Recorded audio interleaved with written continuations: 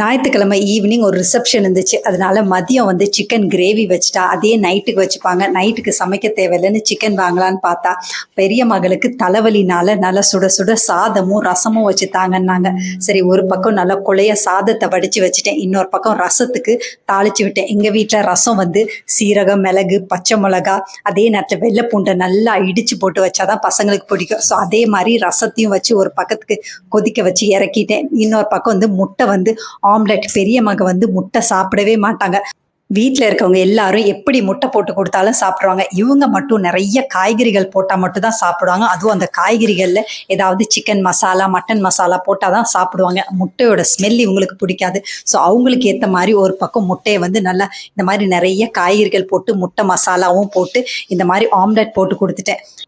கோவக்காய் கொஞ்சமாக இருந்துச்சு. சரி, கோவக்காய் ஃப்ரை செய்யலான்னு கோவக்காய் ஃப்ரையும் செஞ்சுட்டேன். எங்கள் வீட்டில் ஞாயிற்றுக்கிழமை மதியம் வந்து ரைஸ், ரசம், முட்டை ஆம்லெட், கோவக்காய் ஃப்ரை சாப்பிட்டு எல்லாத்தையும் க்ளீன் பண்ணிவிட்டு ஈவினிங் வந்து ரிசப்ஷனுக்கு கிளம்பிட்டோம். நானும் 2வது மகளும்.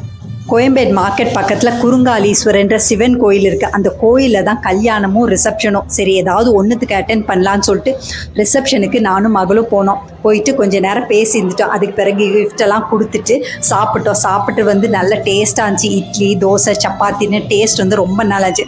சாப்பிட்டு மறுபடியும் போய் எல்லாத்தோடையும் பேசிக்கிட்டு இருந்தோம். ஃப்ரெண்ட்ஸ், ரிலேட்டிவ்ஸ் எல்லாம் நல்லா டான்ஸ் ஆடினாங்க. சின்ன பசங்க நிறைய பேர் டான்ஸ் ஆடினாங்க. அதுக்கு பிறகு பிரைடும் பிரைட் குரூமும் கொஞ்சம் நேரம் டான்ஸ் ஆடினாங்க. நல்ல சத்தமாக இருந்துச்சு. அதெல்லாம் பார்த்துட்டு வீட்டுக்கு வரதுக்கு கொஞ்சம் லேட் ஆயிடுச்சு.